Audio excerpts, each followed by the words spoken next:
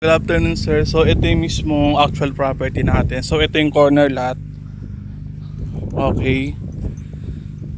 Tapos, ayan yung 186 na corner lot. So, binebenta to as tandem po. So, itong bahay na to, for renovation siya. 80 turnover sa inyo yan as in brand new condition po. Tapos, yung mismong location ng property na to, malapit lang din siya sa may clubhouse. So, pag labas mo dyan, angat lang ng konti, tapos baba po. Tapos, ayan, dito pa lang malaki na yung property mo, sir. Kung maglalagay ka ng mga kulungan dito ng mga kalapati nyo po, malaki siya.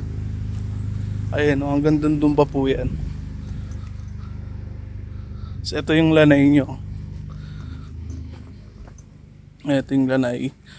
So, yung loob kasi, sir, ginagawa pa, kaya hindi pa masyadong maganda yung quality. Tapos wala kang katalikuran, sir, wala pa.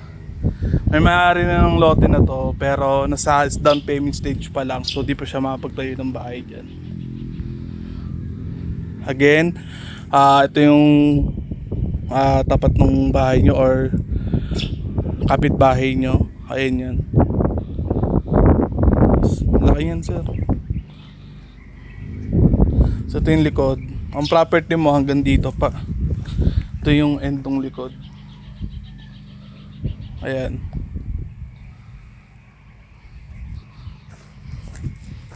Tapos sa loob kasi hindi pa talaga siya maganda kasi kinoconstruct pa, nare-renovate pa. Tapos ito yung gilid ng unit. Tapos 2-car garage na siya. Tapos may balcony na rin to. Ayun, sir. Dahil pa kasi ayusin dito, sir, sa loob. Ayun, no. Pinalitan lahat ng tiles. Tapos lahat ng ceiling papalitan yan. Ito i-retouch yan, ihilamusan ulit yan. So ito yung sinasabi kong entertainment room. Pwede mo kasi i-convert to dun sa may as 1 bedroom. Tapos meron ka na ditong powder room sa baba. May storage dito.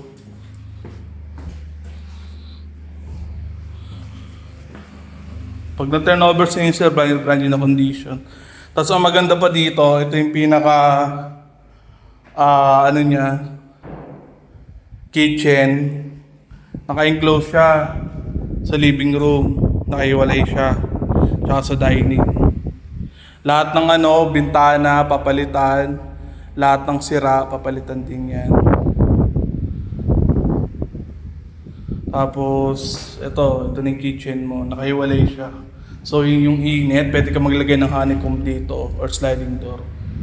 Para yung init hindi papasok dito sa living area, tsaka sa dining. Tapos, meron ka pa dito, storage room to. Ito yung sa baba, boss. Sa taas, ito, yan, papalitan to, babaklasin to. So, check natin.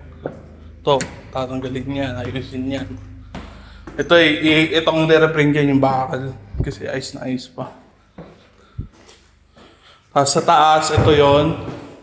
Kahit pa paano medyo may family hall dito na hindi naman ganun kalakihan. Tapos 4 na bedrooms. So, 1.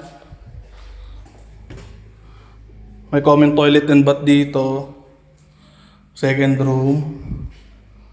Third room, nakalak lang. Inaayos na kasi to. Tapos, masters. Masters, may sariling toilet and bath. Tapos, laki rin ng balcony mo dito, sir. Ayan, no.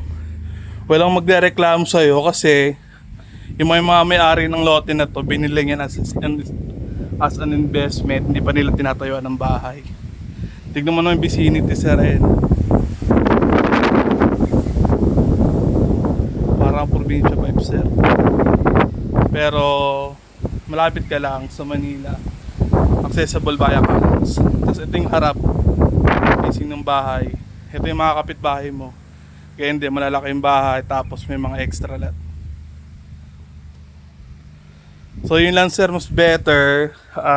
Siguro mga 1 week from now or 2 weeks from now, mas maayos na to.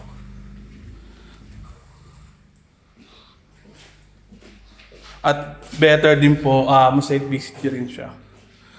Pag cash payment sir, meron tayong additional na discount. Discuss ko po sa inyo upon site tripping.